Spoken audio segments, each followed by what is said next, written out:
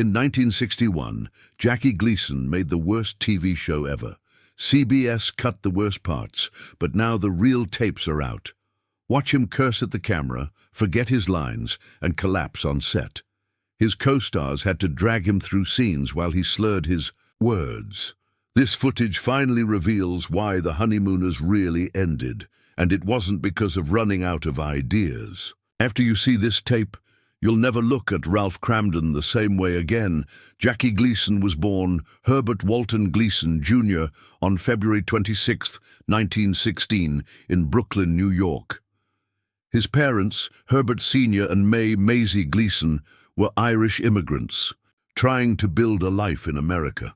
His father worked as an insurance auditor, and his mother was a subway change booth attendant. They lived in a modest home at 364 Chauncey Street in Bushwick, a working-class neighborhood where every dollar mattered. Life took a tragic turn when Jackie was just 9 years old. On December 15, 1925, his father walked out and never came back. Before leaving, he burned every photograph he was in and quit his job without telling anyone. No explanation, no warning, just gone. Jackie never saw him again. Even after he became famous, he admitted that he sometimes wondered if his father might show up in the audience or backstage. That day never came. His mother, now alone, had to work even harder to support them. She picked up extra shifts, while Jackie spent more and more time on the streets. He started skipping school and hanging around pool halls, learning from local hustlers. But something unexpected happened. He took part in a class play and felt something new. He loved being on stage. For the first time, he saw a different future for himself. That wasn't the only heartbreak in Jackie's life. Years before his father left, when Jackie was just 3, his older brother Clement died of spinal meningitis. Clement had been frail since birth, and his death changed everything. His mother became overprotective, terrified of losing another child. She kept Jackie inside, away from the rough streets of Brooklyn. While other kids played outside, Jackie watched from behind a window. He later said this loneliness shaped his signature poor soul expression, a look he used in his comedy for years.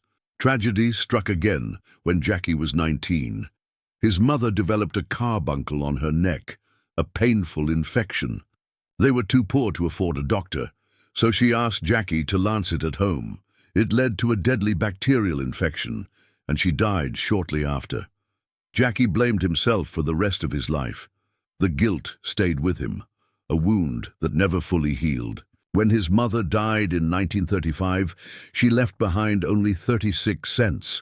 That was all Jackie had. No family, no money, no home. A friend's family offered to take him in, but Jackie refused. He didn't want charity. He was going to make it on his own. The Great Depression made survival even harder. With unemployment soaring past 20%, Jackie took whatever work he could find. He worked as a carnival barker, a pool hall hustler, and an MC at small theaters for just a few dollars a night. Anything to stay afloat. At night, he performed at amateur comedy shows, failing more often than he succeeded, but he kept learning. He studied audiences, figured out what made people laugh, and turned his struggles into humor. His first real break came when a friend named Sammy Birch helped him land a week-long gig at Tiny's Chateau nightclub in Reading, Pennsylvania.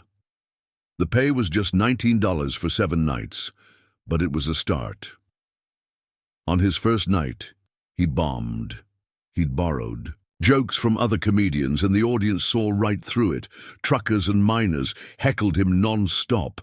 Jackie refused to give up. The next night, he changed everything. He stopped using scripted jokes and started reacting to the audience in real time. He insulted hecklers, made fun of himself, and used his weight as part of his act. "I'm not fat. I'm just easy to see," he joked. The crowd loved it. His Broadway debut in Along Fifth Avenue got mixed reviews, but he didn't slow down. He kept performing late into the night at clubs where New York's most powerful people gathered. Those years shaped his comedy and taught him that success in show business wasn't just about talent, It was about persistence, charm, and knowing how to work a crowd. His first big break came in 1941 at Club 18. Jack Warner, the head of Warner Brothers, was in the audience that night. Gleason, known for his insult humor, didn't hesitate to take a shot at him. "Is that your head, sir, or are you diapering a baby?" Instead of getting offended, Warner was impressed. He offered Gleason a one-year contract worth $250 a week, a huge amount at the time. That deal got him roles in 6 Hollywood films, including Navy Blues and All Through the Night. The movies weren't major hits, but they gave him experience. He worked alongside stars like Humphrey Bogart and Betty Grable, learning how Hollywood operated. However, he struggled to stand out.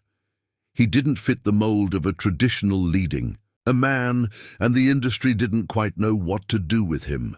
Hollywood wasn't working out the way he hoped, but television changed everything. By the early 1950s, he had become a regular on Cavalcade of Stars. His energy, quick wit, and larger-than-life presence made him a fan favorite. In 1951, CBS took notice and signed him for the Jackie Gleason Show. The show premiered live on September 20th, 1952, and was an instant success. It pulled in a staggering 42% rating, making Gleason one of the biggest names on TV. What made him different was the way he connected with people. He wasn't just performing, he was showing them a version of themselves. That was the secret behind The Honeymooners, where he played Ralph Cramden, a struggling bus driver with big dreams. When The Honeymooners premiered as a standalone sitcom on CBS in October 1955, it had already been a fan favorite. The characters first appeared in short sketches on Cavalcade of Stars in 1951 and later on The Jackie Gleason Show. But when it became a full-fledged series, audiences connected with it in a way few shows had before. Ralph Cramden wasn't a perfect husband. He had a temper and was impatient, but he was also deeply in love with Alice and fiercely loyal to his best friend, Ed Norton. Gleason wanted the focus to stay on the marriage, which is why the Cramdens never had children. Keeping the story centered on their relationship made the show stand out. At its peak, The Honeymooners was the #2 show in America, right behind I Love Lucy. But success didn't last long. It faced tough competition from The Perry Como Show on NBC, and ratings started to slip. By September 1956, it had fallen to number 19.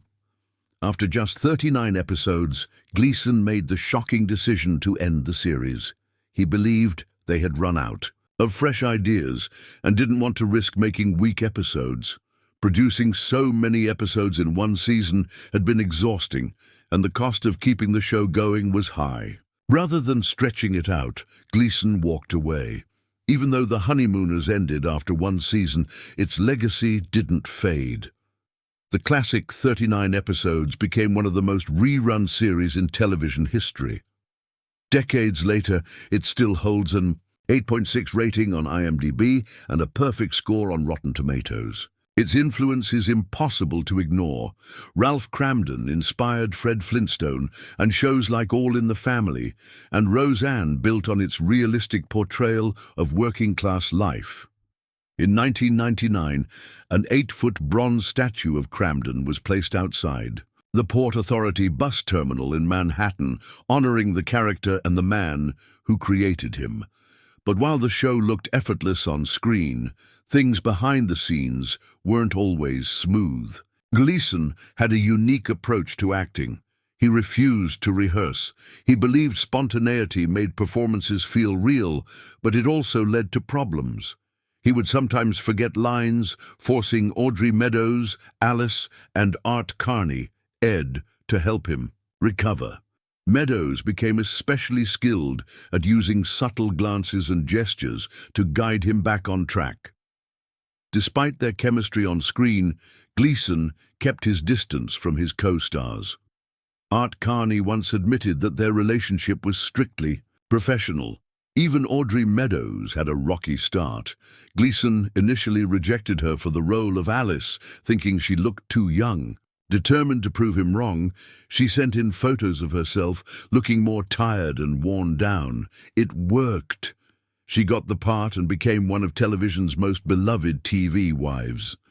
Gleason wasn't just the star, he had control over nearly every aspect of the show. He had a say in scripts, staging and production, which led to clashes with writers and crew members. He also demanded perfection, adding pressure to an already intense filming schedule. The show was taped live at the Adelphi Theatre in New York with no retakes. If a mistake happened, they had to work around it. Some of Ralph's mannerisms, like patting his stomach, were actually Gleason stalling for time when he forgot his lines. Although the honeymooners ended after one season, Gleason wasn't done with the character. Ralph Cramden and his world returned in sketches on The Jackie Gleason Show from 1966 to 1970. Later, they appeared in musical specials known as The Color Honeymooners. These revivals never quite captured the magic of the original, but they kept the characters alive for a new generation. Jackie Gleason was a comedian and actor, but in 1952, he did something no one saw coming. He released an album called Music for Lovers Only, and it changed the music industry. The album wasn't loud or flashy. It was soft, romantic, and designed to create a mood. It blended lush orchestration with jazz influences, something that felt intimate rather than demanding attention. People loved it. The album spent 153 weeks in the Billboard Top 10, a record that still stands today. Gleason wasn't a musician. In the traditional sense, he couldn't read or write music, but he had an ear for what sounded right. He was fascinated by how background music in movies made romantic scenes more powerful. He wanted to create something similar, music that could play softly in the background while people enjoyed dinner, drinks, or a quiet night. He called it musical wallpaper. To bring his idea to life, he gathered top arrangers and musicians. Even though he didn't compose the music himself, he gave clear direction. He described the sounds he wanted, sometimes humming melodies, and his team turned those ideas into polished arrangements. The album included classics like My Funny Valentine and I'm in the Mood for Love, songs that became closely tied to romantic jazz. The success of Music for Lovers Only was just the beginning. Gleason followed up with albums like Music, Martinis, and Memories and Lonesome Echo. His first 10 albums all sold over 1 million copies each, an achievement few could match. Surprisingly, none of the singles from these albums charted on their own. The magic wasn't in any one song. It was in the way the albums created a mood from start to finish. At the time, the music industry was changing fast. Bebop jazz was dominant, and rock and roll was on the rise. Romantic instrumentals didn't seem like a sure bet, but Gleason saw something others didn't. He realized there was an audience for music that set a mood rather than demanding attention, and he gave them exactly that. His albums became a staple in many households, proving that he understood what people wanted to hear. One of the key reasons his music worked so well was the talent he surrounded himself with. His most important collaborator was jazz trumpeter Bobby Hackett. Between 1953 and 1960, Hackett's warm and fluid trumpet playing became a signature sound in Gleason's recordings. He was given the freedom to improvise, which added richness to the arrangements. Other musicians like trumpeter Pee Wee Irwin and saxophonist Charlie Ventura also contributed to Gleason's productions. Gleason was known for treating his musicians well. In the 1950s, big band jazz was fading, and many session players were struggling to find work. Gleason gave them opportunities. He hired large orchestras, sometimes featuring as many as 27 violinists, to create the lush sound he envisioned. His approach went beyond traditional jazz.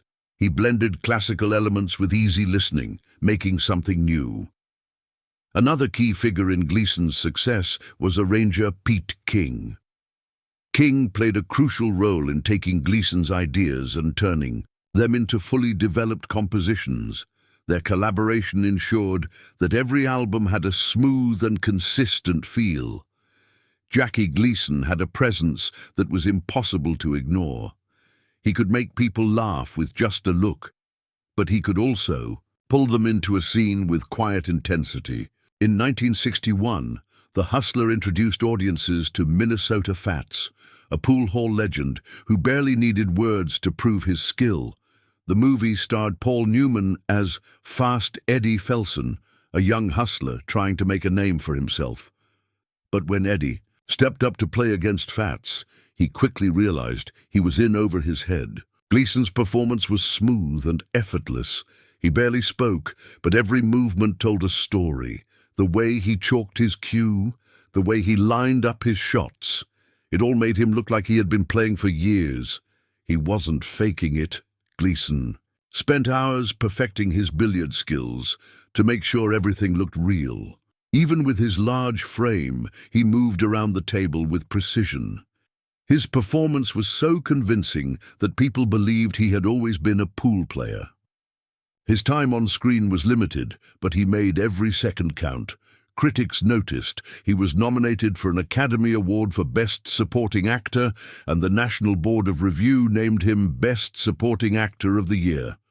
The role became so legendary that a real-life pool hustler named Rudolph Wanderone took the name Minnesota Fats, claiming he was the inspiration. The film's author, Walter Tevis, denied it, but by then, the name had already taken on a life of its own. More than 15 years later, Gleason took on a completely different role in Smokey and the Bandit, 1977. This time, he played Sheriff Buford T. Justice, a loud, overconfident lawman determined to catch the bandit, played by Burt Reynolds. The character was based on a real Florida Highway Patrol officer that Reynolds' father knew, which gave Gleason a starting point. But what made the role unforgettable was his ability to improvise. He was given the freedom to come up with his own dialogue, and he made the most of it. His lines became instant classics. "What we're dealing with here is a complete lack of respect for the law. I'm going to barbecue your ass in molasses." One of the funniest scenes in the movie, where Buford sits down at a diner and unknowingly talks about Bandit while Bandit is sitting right next to him, was completely his idea. His mix of arrogance and incompetence made Buford the perfect comedic villain. The movie was a massive success. It earned $127 million at the box office on a budget of just $4.3 million, making it the second highest grossing film of the year behind Star Wars. Gleason's performance was a big reason for that success. The film's popularity led to 2 sequels, and Buford remained a fan favorite throughout. His constant insults toward his dim-witted son Junior added another layer of comedy. Every time Junior messed up, Buford's frustration made the moment even funnier. The Smokey and the Bandit trilogy cemented Gleason as one of the greatest comedic actors in film history. But he didn't just want to make people laugh. In 1962, he took on one of his most personal projects, Gigot. This was a movie he had dreamed about for years. He came up with the story, wrote the script, and even composed the film's music. Unlike his usual loud and boisterous roles, this time he played a mute janitor living in 1920s Paris. Without words, Gleason had to rely on gestures and facial expressions to communicate. He was inspired by Charlie Chaplin's The Kid and wanted to create a film that would move people on an emotional level. Gigot followed his character as he befriended a young girl named Nicole, the daughter of a prostitute. The townspeople mocked him, but he showed nothing but kindness.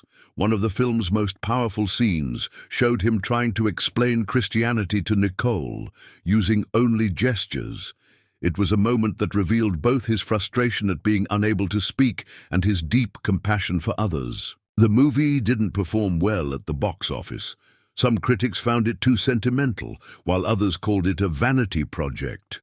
But even though it wasn't a hit, it showed a different side of Gleason. He wasn't just a comedian, he was an artist, willing to take risks, Jackie Gleason was one of the biggest names in television, but even legends make mistakes. In 1961, he launched a game show called You're in the Picture. It aired on January 20th, the same night as John F. Kennedy's inauguration. The concept was simple but strange.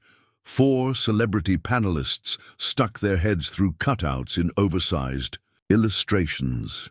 These images showed famous scenes or lyrics from songs. The panelists had to guess where they were by asking Jackie Gleason yes or no questions. If they got it right, 100 care packages were donated in their name.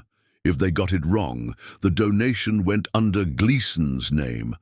On paper, it might have sounded fun. In reality, it was a disaster. The game had no real stakes.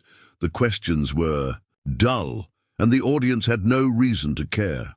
The panelists looked confused, and the whole thing felt awkward and pointless. Critics were brutal. Time magazine called it the worst television show in the 13-year history of U.S. network television. Even Gleason knew it was bad. After the show ended, he asked a stagehand what he thought. The man hesitated and said, "The commercials were great." That told Gleason everything. The first episode featured scenes like Pocahontas rescuing John Smith and men staring at a woman in a bikini. But instead of being funny, these moments just fell flat. The game quickly became repetitive, and by the time the episode ended, it was clear that You're in the Picture would not last. 1 week later, on January 27th, Gleason did something no one expected. Instead of trying to fix the show, he scrapped it completely and turned the next episode into a live apology. He walked onto a bare stage with only a chair, a small table, an ashtray, and a coffee cup. There was no game, no panelists, no gimmicks, just Gleason talking to the audience. He started with complete honesty. "Last week, we did a show that laid, without a doubt, the biggest bomb in history." Then he compared it to an H-bomb and joked that over 300 years of entertainment experience had gone into making what he called a catastrophe. With his usual charm, he explained why the show had failed. He blamed the unpredictability of show business, then playfully shifted responsibility to everyone else, even the stagehands who had told him the show was fine. The reaction was completely different this time. Viewers loved it. Critics who had trashed You're in the Picture suddenly praised Gleason for his honesty. The apology was more entertaining than the show itself. People appreciated that he didn't make excuses. He owned the failure and turned it into something funny. In an industry where mistakes were usually covered up, this was refreshing. But while the audience enjoyed Gleason's response, his sponsors did not. One joke in particular caused serious problems. At one point during his monologue, he lifted his coffee cup and said it was filled with chock full of booze. The audience laughed, but Kellogg's did not. Kellogg's had co-sponsored the show, along with Liggett and Myers, the company behind L&M cigarettes. But unlike the cigarette brand, Kellogg's had a family-friendly image. They didn't want their name associated with anything related to alcohol, even as a joke. Officially, Kellogg's said they pulled their sponsorship because You're in the Picture had turned into something completely different from what they had signed up for. But behind the scenes, it was clear that Gleason's offhand remark was the real reason. Liggett and Myers wasn't as upset. They liked how Gleason smoked cigarettes on air, which gave their brand free exposure. But without Kellogg's support, CBS had to rethink the entire show. They tried turning You're in the Picture into a talk show format called The Jackie Gleason Show, featuring celebrity interviews and comedy segments. However, it didn't last. After just 7 more weeks, the show was cancelled on March 24, 1961. Jackie Gleason was a powerhouse of talent, but his personal life was a storm of excess. His drinking wasn't just a bad habit, it was a constant presence in his life. He drank heavily on set, sometimes arriving already intoxicated. When he wasn't filming, he mixed whiskey into his coffee and kept going. This made him unpredictable, forcing cast members to improvise when he forgot lines or changed things on a whim. During the honeymooners, his drinking caused entire productions to spiral into chaos. No one could stop him. He was the star, and the show had to go on, away. From work, things were just as wild. He was a regular at Toots Shaw's bar in Manhattan, a place where drinking wasn't just allowed, it was encouraged. One night, after losing a bet over a bottle of scotch, he passed out right there at the bar. Instead of waking him up, the staff left him on the floor. Other customers stepped over him like it was just another night. That was how Gleason lived. Doctors warned him to stop, especially after he was diagnosed with diabetes. But he didn't listen. His usual lunch wasn't food, it was 6 double scotches with no water. His health suffered, but he refused to change. His spending habits were just as extreme. He lived in luxury, never holding back. His parties were so loud that hotels had to soundproof his suite. He bought a $30,000 Rolls-Royce with custom opal and burgundy paint. His mansion, a $650,000 circular home called Round Rock, had Italian marble fireplaces and even revolving pianos. Everything he owned was meant to impress. Food was another indulgence. He ate massive portions, sometimes ordering stacks of pizzas. His tailor called him the best-dressed stout man because of how many custom suits he ordered. Some cost thousands of dollars. Even his hobbies cost a fortune. When he played golf, he bet $100 per hole. He once lost $3,000 betting that Grace Kelly wouldn't marry Prince Rainier III of Monaco. His net worth peaked at $85 million. And while he gave money to charities, he never talked about it. His love life was just as chaotic. He married 3 times, but none of his marriages were smooth. His first wife, Genevieve Halford, married him in 1936, but she struggled with his constant partying and infidelity. They separated multiple times. In 1954, she visited him in the hospital after he broke his leg during filming, only to find another woman, Marilyn Taylor, already by his side. She filed for legal separation, but because of her Catholic beliefs, she refused to give him a divorce. It wasn't until 1970 that she finally agreed. Just 10 days after his divorce, he married Beverly McKittrick, but that marriage lasted only 5 years. After that, he reconnected with Marilyn Taylor, the same woman Halford had caught years earlier. They married in 1975, and she stayed with him until his death in 1987. His relationships outside of marriage followed the same reckless pattern. His secretary, Honey Merrill, had an affair with him while he was still legally married to Halford. But she eventually left. She got tired of waiting for him to make a decision. He lived for the moment, and that made commitment difficult. One of the biggest scandals of his life happened in 1954 when he ended up in the hospital with a broken leg. He had been injured during his television show and was recovering when his wife, Genevieve Halford, decided to visit. Their marriage had been troubled for years. They had married in 1936, but had separated multiple times. Still, nothing could have prepared Genevieve for what she walked into that day.